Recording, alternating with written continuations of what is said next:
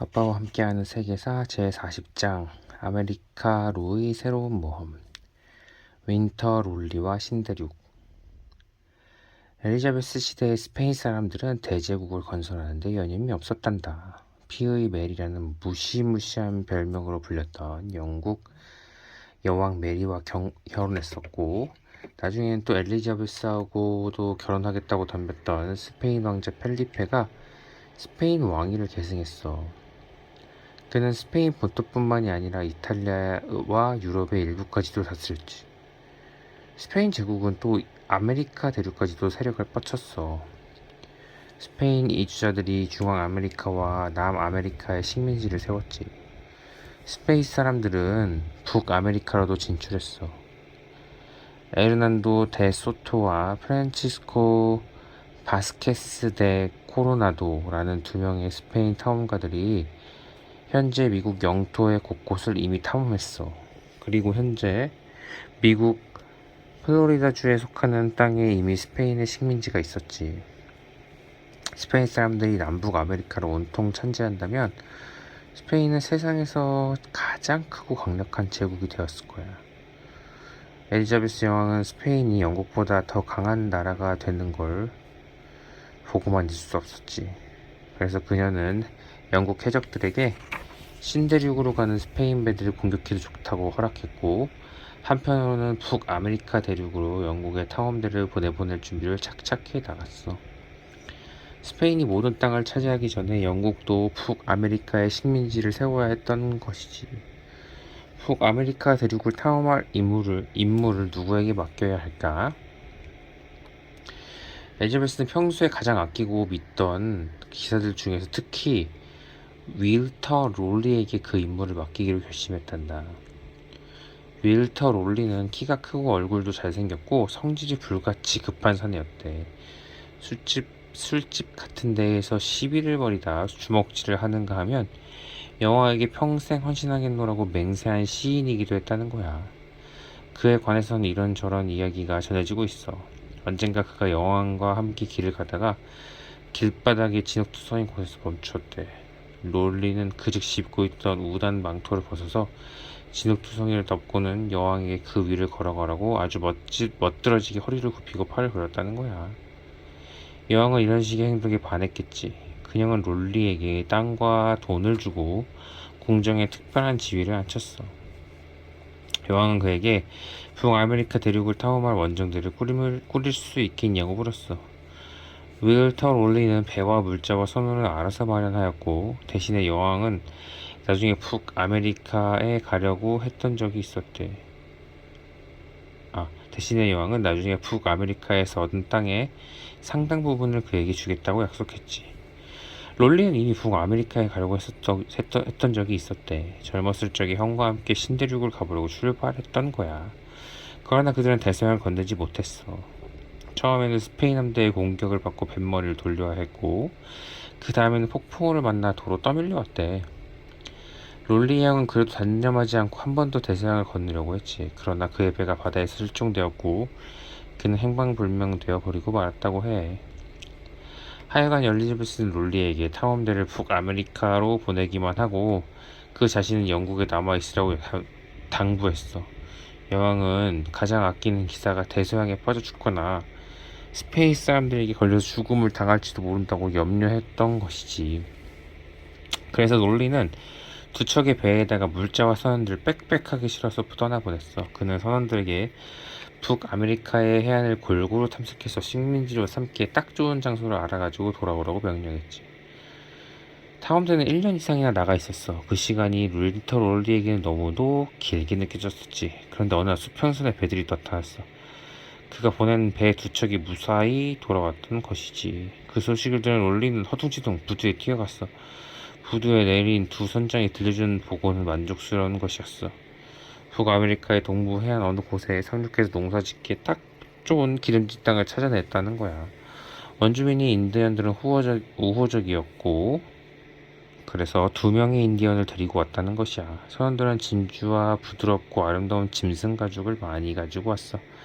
그리고 특히 처음 보는 농작물 두 가지를 가지고 왔는데 그것은 감자와 담배였어. 그들은 인디언들이 차를 부르던 대롱에다가 담배를 다져 넣고 불을 붙이면 입에서 연기를 내뿜더라고 말해주었어. 그들은 담배를 피우는 모습을 처음으로 보았던 거야. 룰리는 담배라는 것이 도대체 무엇인지 직접 알아보아야겠다고 작정했어. 어느 날 밤에 그는 자기 방에 앉아서 담뱃대가 어떻게 작용하는지 알아보려고 했어. 불을 붙이고 조심조심 빨아보았지. 대번에 기침이 나고 재채기가 터지고 숨이 막혔어. 그러다가 겨우 연기를 깊숙이 빨아들였는데 바로 그때 하인이 방에 들어섰는데 주인의 코에서 연기가 퍽퍽 나오는 것을 보고 하인이 주인이 불에 탔다고 생각했어. 하인은 불이야 불이야 고함을 지르면서 차가운 물이 든 양동이를 집어들고 롤리의 머리 위에 부어버렸다는구나.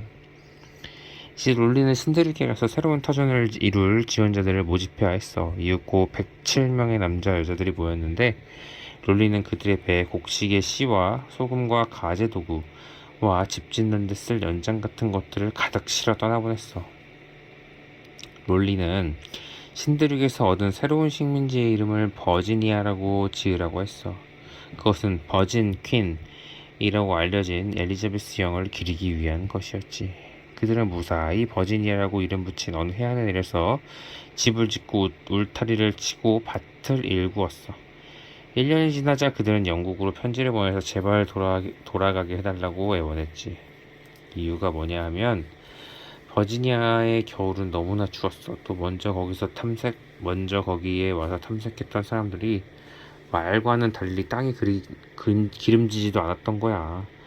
급기야 먹을 것이 없어서 개를 잡아먹어야 할 지경이 되었단다. 또 원주민들도 갈수록 험해졌어. 마침내 그들은 배를 타고 영국으로 돌아가고 말았단다. 롤리는 다시 사람들을 그곳으로 보냈어. 그러나 이번에도 또 실패하고 말았어. 한편 그동안 롤리 자신에게도 아주 골치 아픈 문제가 하나 생겨 있었단다. 그는 엘리자베스의 여왕의 시녀인 베스 트록모튼이라는 이름의 어여쁜 처녀와 사랑에 빠지게 되었어. 그러나 롤리는 여왕이 그 사실을 알면 실망하고 분노할 것이라는 것을 잘 알고 있었어. 여왕은 롤리가 언제까지나 자기 곁에 충실한 신하로 있어주기를 바랬던 것이지. 그래서 롤리는 베스 트록모튼과 몰래 결혼식을 올렸어. 그리고 트록모튼은 계속 궁전에서 일했지. 그러나 트록모튼이 아이를 가지게 되었어. 사실을 안 여왕은 그들을 체포해서 런던탑에 가두어 버렸단다. 여왕은 자기의 궁전에서 자기도 모르는 일이 있었던 게 마음에 안 들었겠지. 한 달 뒤에 엘리베스 여왕은 그들을 석방했어. 여왕은 그들을 궁정에서 내쫓고 영국의 시골에 가서 살게 했어. 감옥에서 석방되었던 그해 롤리는 한 편의 시를 썼다는구나. 헛되고 헛된 꿈이었던 듯 즐거웠던 모든 것이 사라졌어라. 깊었던 모든 것 내게서 떠나고 기약 없이 앞날만 바라며 홀로 외롭네. 여왕의 신임을 받던 좋았던 시절이 마침내 그렇게 끝났던 거야. 롤리는 그 뒤에도 한참 더 살면서 숱한 모험을 했지만 그의 마지막은 비극적이야. 그는 다시는 북아메리카로 원정대를 보내지 않았어. 엘리자베스 여왕이 죽었을 때에도 신대륙에는 아직 영국의 식민지가 없었단다.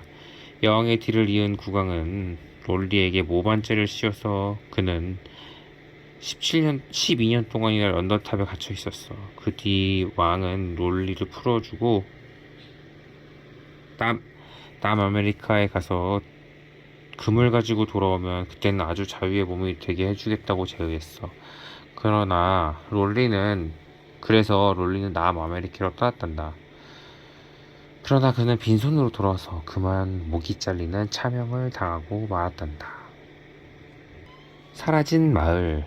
배가 고파 제발 고향으로 돌아가게 해달라고 애원했던 최초의 버지니아 식민지의 개척자들을 기억하지? 107명의 선원들이 있었지? 그들이 정착했던 곳은 로어노크 섬이었어. 그 섬은 현재 미국 노스캐롤라이나 주에 속해 있어. 바다에서 몰아치는 강풍이 자주 섬을 휩쓸었고 원주민들이 새로운 이주자들을 위협하기 시작했단다. 그래서 영국으로 되돌아갈 때 그들이 만들어 놓은 작은 마을을 지키려 15명의 병사들을 남겨놓았어. 윌터 롤리가 보낸 두 번째 지원자들이 버지니아를 향해 출발했을 때 그들은 로어 로코 섬을 포기하고 더 북쪽으로 체서피크만 근처의 땅으로 가기로 결정했어. 그러나 그들은 먼저 선장을 설득해서 로어 로코 섬에 들러서 거기에 남아있던 15명을 태워가려고 했지. 바닷가에서 가까운 바다에 닷을 내려놓고 그들은 보트를 타고 섬으로 들어갔어. 그러나 15명의 병사들이 보이지 않았어. 버려진 마을의 집들에는 잡초와 단물이 뒤섞여 있었어. 사슴들이 어슬렁거리면서 무너진 집들의 창문을 기웃거렸어.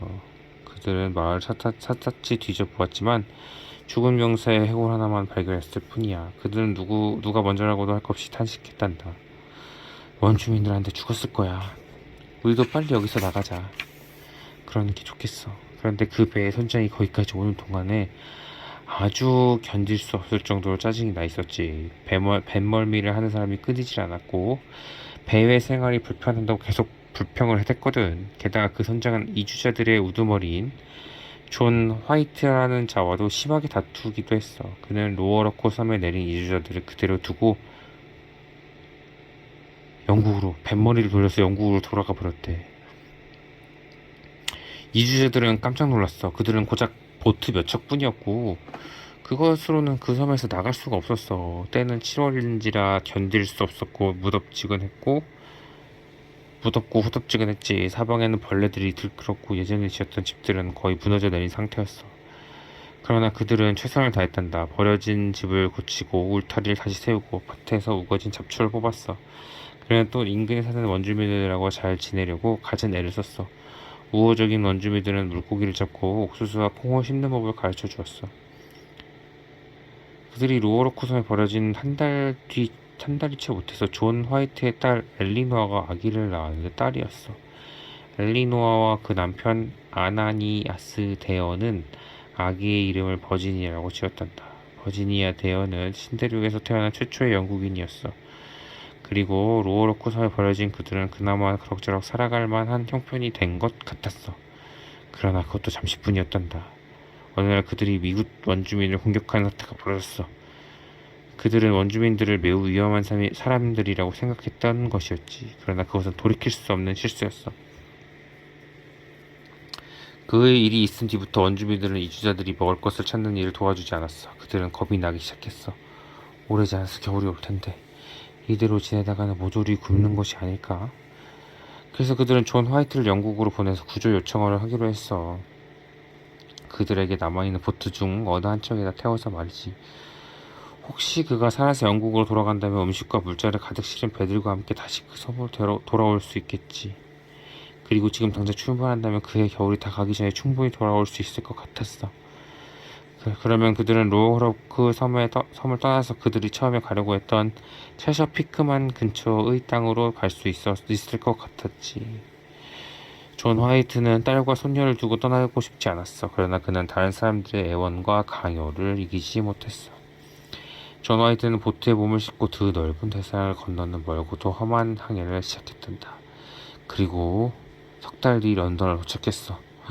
그는 당장 윌터 롤리 형을 찾아가서 그가 일을 설명했어.